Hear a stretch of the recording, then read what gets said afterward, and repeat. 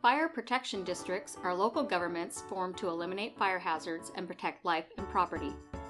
Fire districts provide fire prevention and suppression services, emergency water rescue and hazardous material response, and public education classes. State law also allows districts to provide emergency medical services. There are currently about 370 individual fire districts in Washington. Fire districts aren't the only ones who provide these services. In Washington State, fire and emergency services can also come from cities, counties, or other types of regional, medical, and emergency service districts. Fire districts are considered a special purpose district in Washington because they provide one key function: public safety.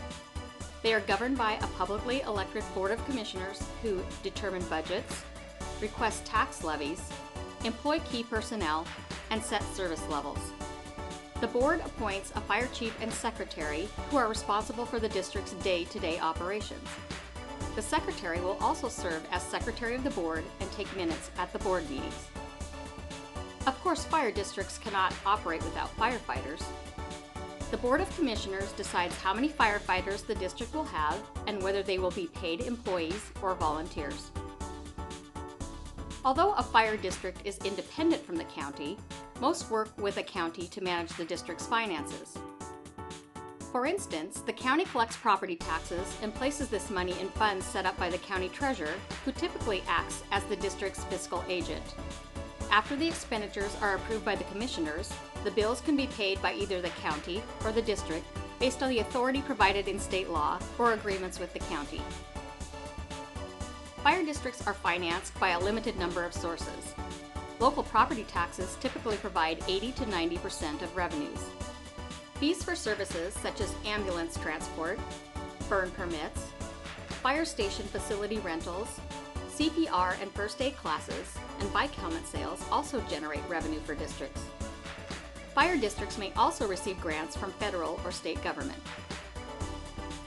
Fire protection districts use the money they collect to fund daily operations like salaries and training, acquire and operate fire and emergency medical equipment, build and maintain fire stations and training facilities, and buy fire trucks, ambulances, and related equipment.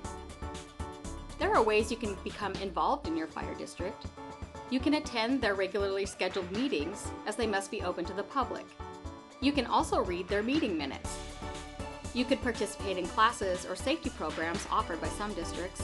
And if your district is staffed by volunteer firefighters, you could even apply to volunteer. You can find more information about fire protection districts online on your district's website or the SAO website. SAO's new Financial Intelligence Tool, or FIT, makes it easy to look at your district's financial data. With this tool, you can learn where the money in your district comes from, where it goes, compare it to other districts, and see the district's finances over time. If you have questions or want more information about fire protection districts, we would love to hear from you and share information. Contact us at center@sao.wa.gov. We can't wait to hear from you.